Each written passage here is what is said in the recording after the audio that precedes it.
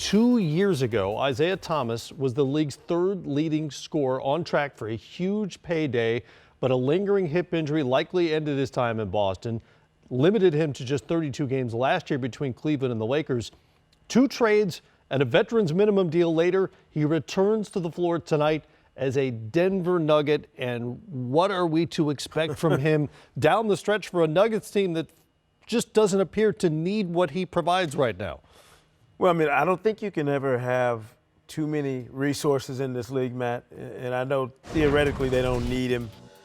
But if you got an opportunity to get a guy who was in the MVP conversation a couple years ago, coming off your bench at a bargain basement price if you're the Nuggets, this is nothing but a positive to me. As long as he doesn't come back and interrupt what's going on with Monty Morris and some of your young guys you're developing, doesn't, disrupt the rotation at all, this is a net positive to me for the Nuggets. I think we're going to expect him to come back and play with that same swashbuckling style that he's always played with. I think we should probably expect for the Nuggets to be a little more careful with Isaiah Thomas. No need to overexert him or to have him try and do anything beyond what he's capable of physically right now, because you don't need him. You don't have a need for a guy to come in and rescue in any way, shape, or form. So this is about him reestablishing himself in the league physically and really on the hoof. We need to see if his body can take the pounding and the rigors of, live NBA action the way it could before he was injured. We just don't know how he'll respond to the hip surgery long term. A lot of people believe he'll never be the same player he used to be, and we just don't know at this point. But you mentioned Monty Morris, who was great the other night. 17 points, 7 assists without a turnover. Last I checked, he was leading the league in assist to turnover ratio. He is the point guard that they really don't have in their starting lineup. They don't necessarily need Isaiah Thomas to do what Monte Morris is doing right now, but it's interesting to hear his thoughts on his role. Quote, "My job is not to fit in, it's to stand out." And for a guy who has to be aggressive to be effective, that's got to be at least a little bit of a concern for the Nuggets in that rotation. Well, it's the same thing he talked about both in Cleveland and L.A.